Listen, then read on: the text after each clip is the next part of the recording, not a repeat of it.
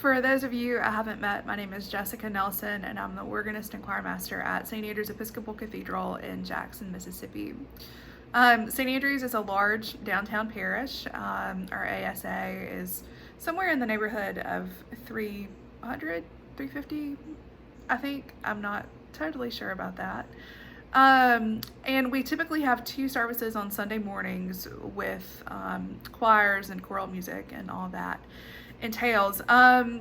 During this time of social distancing, we have experimented with 4 different formats for online worship. We started out doing live streaming, and that was fraught with all kinds of issues, unstable internet connections, all kinds of stuff.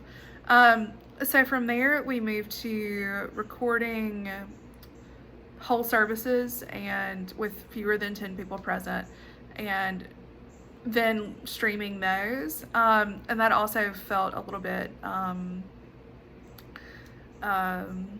awkward, I think, for folks. Where we have landed for our Sunday morning services is having folks pre-record pieces from their own homes and then submitting those recordings to a single editor to get put together.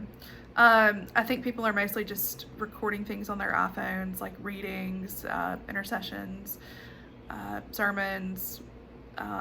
We are having the Holy Eucharist, and so the celebrant will record from their own home. Up until this point, we have been assembling a quartet to record hymns. That may change based on future CDC recommendations.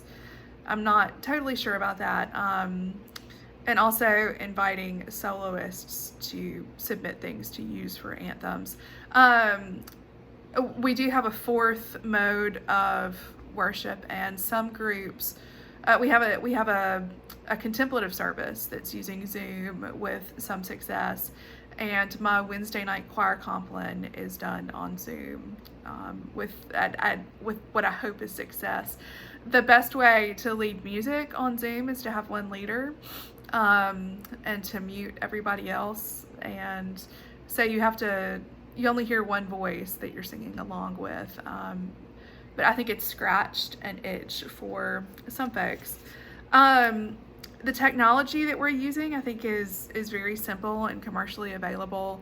People are recording things on their iPhones, sending those in. I believe that we're using iMovie to edit everything. And it's attractive and appealing as far as I can tell. I think that we've had some success with that. We are doing our best to abide by all copyright laws. We obtained the additional 1 license, streaming license, and in addition to that, we're using a lot of stuff that's in the public domain. We are relying on St. James Music Press, which is a really valuable resource. I am trying my best to keep musicians involved in all of these services. We've got our weekly choir compline on Zoom, which I think has helped maintain community during this time. I just set up my very first virtual choir, so we'll see how that goes. But what I keep telling myself with all this is that our musicians in the cathedral need to make music and other people need to hear it. So if the best way we can do that right now is through a virtual choir, then that's what we will do. Feedback that we have gotten early on when we were either live streaming or posting recorded services from the cathedral, we got some feedback that it was distressing for folks to see an empty nave.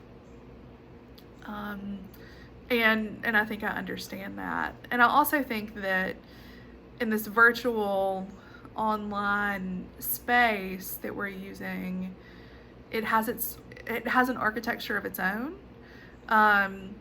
And so when we were trying to present live streamed liturgies as though they were just a regular Sunday morning service, I think we lost something. And now that we're tailoring it more to the online mode, I think we've had a little bit more success with that.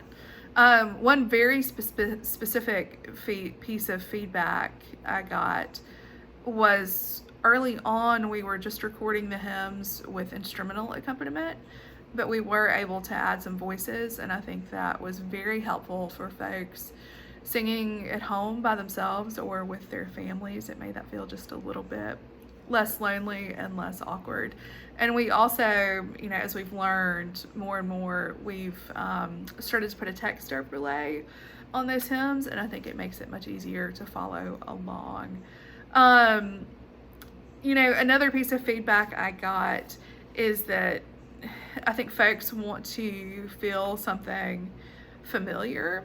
And I think this is where music comes in as a mode of pastoral care. If we can offer things during these uncertain times to people that's familiar and comforting, without losing any